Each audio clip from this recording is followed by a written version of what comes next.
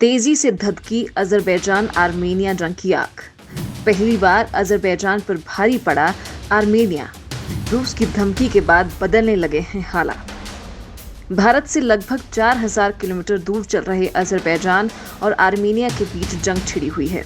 Armenia के missile हमले में देर रात अजरबैजान के 20 से ज्यादा लोगों की मौत हो गई है। आर्मेनिया ने अजरबैजान के विमान को मार गिराने का दावा किया है।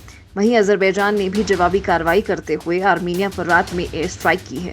उम्मीद थी कि अमेरिकी राष्ट्रपति डोनाल्ड ट्रंप के हस्तक्षेप के बाद आर्मेनिया और अजरबैजान में युद्ध विराम हो जाएगा, लेकिन अब तो आर्मेनिया और अजरबैजान दोनों ने ही एक दूसरे पर भीषण हमले करने का आरोप लगाया है। अजरबैजान की सरकार ने कहा है कि नागोर्नो काराबाख के पास आर्मेनिया की ओर से किए गए मिसाइल हमले में 21 लोगों की मौत हो गई है। पहली बार अजरबैजान को बड़ा झटका लगा है। आर्मेनिया ने अजरबैजान के विमान को मार गिराने का दावा किया है। आर्मेनिया ने आरोप लगाया है कि अजरबैजान की सेना लगातार रॉकेट से हमले कर रही है, जिसमें कई लोग हताहत हुए हैं। आर्मेनिया ने कहा है कि अजरबैजान की सेना नागोर्नो काराबाख के नागरिकों के इलाके में हमले कर रही है।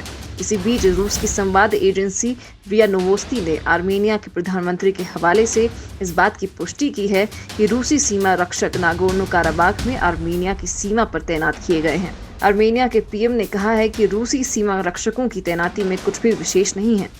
आर्मेनिया सैनिकों ने दागी मिसाइल। आर्मेनिया के प्रधानमंत्री निकोल पश्नियान ने कहा, रूसी बॉर्डर गार्ड आर्मेनिया की तुर्की और ईरान की लगती सीमा पर मौजूद है। अब इस ताज़ा घटनाक्रम के बाद रूसी बॉर्डर गार्ड्स को देश की दक्षिणी पूर्वी और दक्षिणी पश्चिमी सीमा पर तैनात किया गया है। बुधवार को हुई लड़ाई आर्मेनिया और अजरबैजान के बीच ट्रंप के मानवीय संघर्ष विराम करवाए जाने के बाद हुई है। अजरबैजान के राष्ट्रपति के सहायक हिकमेट हाजीयेव ने कहा है कि आर्मेनियाई सैनिकों ने बर्दा में स्मर्च मिसाइलें दागी। यही नहीं, आर्मेनिया की सेना ने क्लस्टर बम का इस्तेमाल किया, जिससे बड़ी संख्या में आम नागरिक मारे गए हैं। अजरबैजान ने कहा है कि इस हमले में 21 आम नागरिक मारे गए हैं और कम से कम 70 अन्य घायल हो गए हैं। उधर आर्मेनिया ने आरोप लगाया है कि उसकी सेना कुछ जगहों से जानबूझकर पीछे हटी है और वहां पर अब अजरबैजान आतंकी अड्डे बना रहा है, जिसमें तुर्की उसकी मदद कर रहा है। रूस ने तुर्की इजराइल को भी दी गंभीर चेतावनी। आर्मेनिया ने माना है कि अजरबैजान की फौज ने ईरान से लगते रणनीतिक रूप से महत्वपूर्ण गुबादली कस्बे पर कब्जा कर लिया है। इससे पहले रूस ने इशारों ही इशारों तुर्की, इजराइल समेत अन्य विदेशी ताकतों को गंभीर चेतावनी दी थी।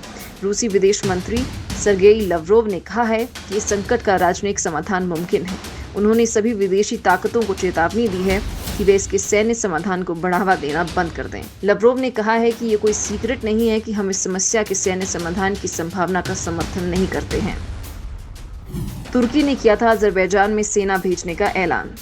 रूसी विदेश मंत्री ने कहा कि हमारा मानना है कि आर्मेनिया और अजरबैजान दोनों ही हमारे मित्र देश हैं।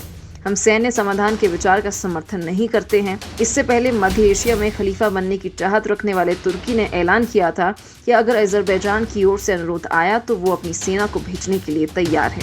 सुपर पावर रूस के पड़ोसी देशों आर्मेनिया और अजरबैजान के बीच नागोर्नो काराबाख इलाके पर कब्जे के लिए जंग चल रही है और अगर तुर्की इसमें शामिल होता है तो तीसरे विश्व युद्ध का खतरा पैदा हो जाएगा। फिलहाल दोस्तों, अजरबैजान में अब तक 65 लोगों की मौत हुई है, जबकि 300 से ज्यादा लोग घायल हुए हैं। आर्मेनिया के 1009 सैनिक और 49 नागरिक मारे गए हैं। वैसे अजरबैजान सैनिकों की मौत के आंकड़े जारी नहीं करता है।